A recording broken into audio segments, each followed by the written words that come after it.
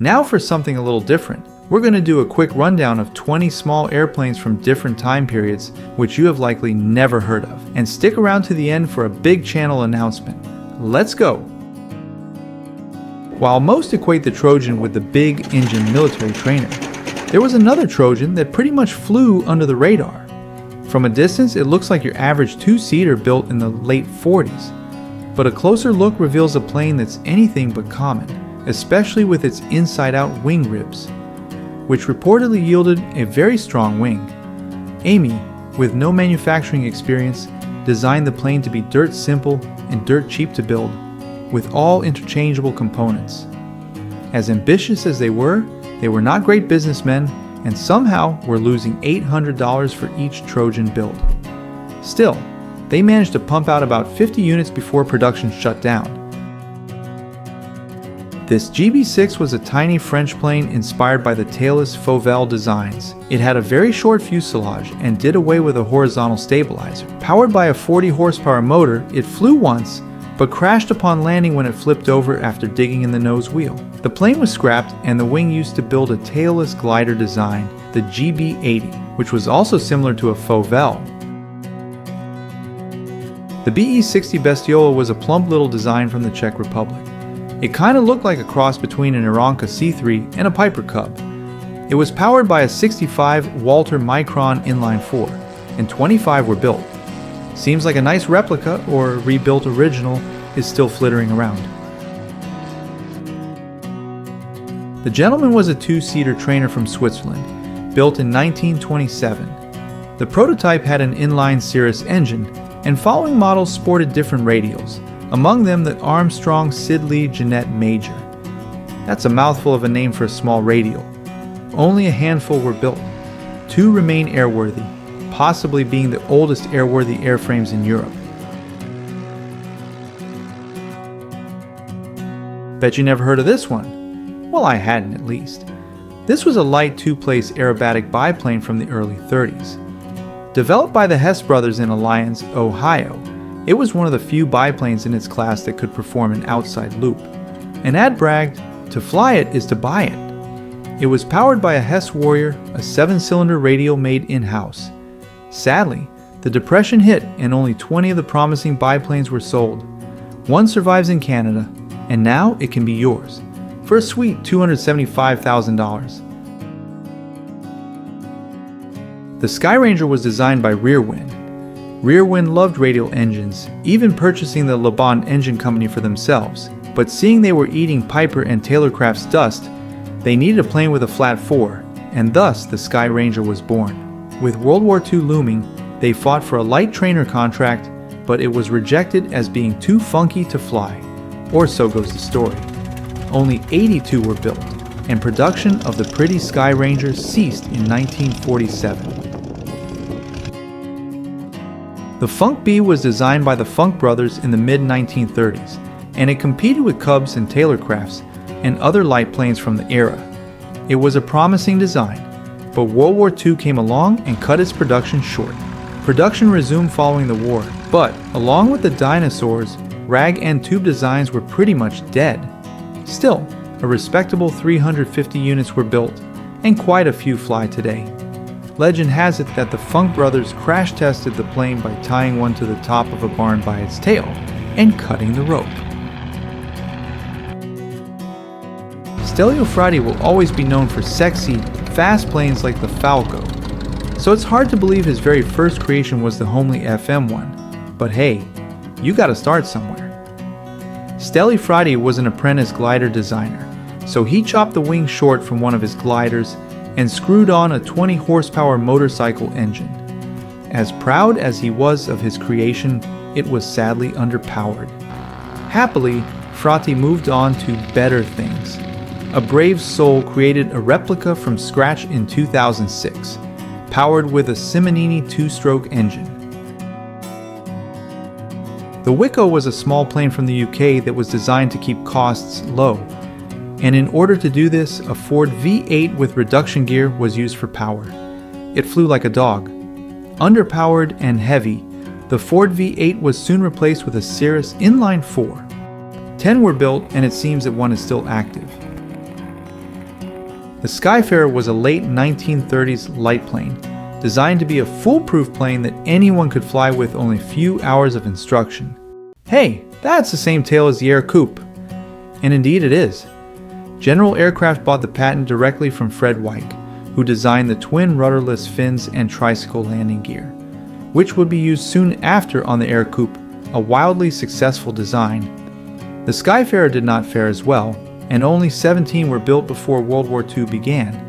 The Skyfarer was abandoned, and General Aircraft became outsourcers for Waco troop gliders.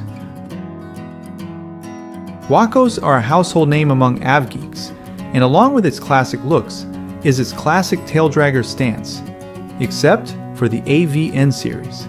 Reportedly looking out for those ham-fisted doctors and lawyers out there, the AVN moved the wheel up front, which was completely unprecedented before World War II. And maybe because of World War II, only 20 were sold. There might be one still airworthy flying today. Looks like an Aeronca, walks like an Aeronca, smells like an Aeronca, but it ain't. The OW5 could easily be confused with the Aeronca C3 from the same era, and similarly flew with the same Aeronca engine. Welch also developed their own engine in-house, which was fitted to 8 aircraft. A total of 55 were built, not sure if there's any survivors. The Bluebird was a 4-seater home-built designed by Boeing engineer John Wickham.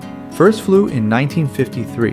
It looked a little like a chubby Piper Pacer, powered by a 135 horsepower Lycoming. One of the most striking aspects of the aircraft is the number of rivets on the skin. This is most likely because John worked on military aircraft like the B-17. The Bluebird is still flying to this day.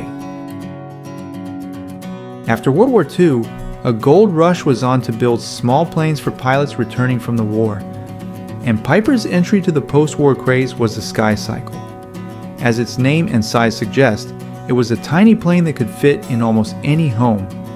This cute plane was designed around a Corsair drop tank for the fuselage, with a huge bubble canopy surrounding the pilot. It looked fun, but the market wanted Bonanzas instead, and the Sky Cycle was dead on arrival. Many years later, an attempt was made by Carson Aircraft to resurrect the Sky Cycle as a kit in the 1990s. But that idea fell flat too, and it was donated to the Piper Museum. Elliots of Newbury Eon. I dare you to think of a more English name than this one. It almost deserves knighthood. Anyhow, Elliots was a glider manufacturer who decided to take their chance at building a powered plane. And thus the Eon was born, a 4-seater with tricycle landing gear. As was par for the course for many planes, it was severely underpowered with only 100 horsepower. Even when upgraded to 145 horsepower, the glut of cheap post-war planes spelled its fate. We all read about the post-war boom with tons of ambitious designs that ultimately failed as there was almost no market. While most of these were born in the US, the promoter was a Dutch attempt at cornering this market, and it did it in style. Powered with a Lycoming 0435, it could seat 4 in an all-wood fuselage. 20 were built, and the line was shut down. Unknown what happened to any of the 20 built. Although the Aero Buero took the spotlight as Argentina's most well-known trainer throughout South America, Dinfia also produced their own Cubby-like IA-46 Rankel, which featured a Lycoming 0320, about 100 built. Long before Grumman fiddled around with small general aviation planes in the 1970s, they took a stab at light planes with the Kitten, which was as cute as its name. Built right around the end of World War II, it was powered by a 125 horsepower Lycoming and had a myriad of configurations: twin rudders, single rudder, tail dragger, tricycle landing gear, and even some strange weird ducted wing to help performance. Unfortunately, none were sold. Fortunately, the sole prototype remains at the Cradle of Aviation Museum in New York. Does this look familiar? The Special started its life as a Super Cub, which had a mishap in the 60s and was damaged. It was then rebuilt into an aerobatic aircraft, with the wing placed in the middle and converted to a single-seater. It's still flying in Maryland. The Midgie Club was a French post-war biplane.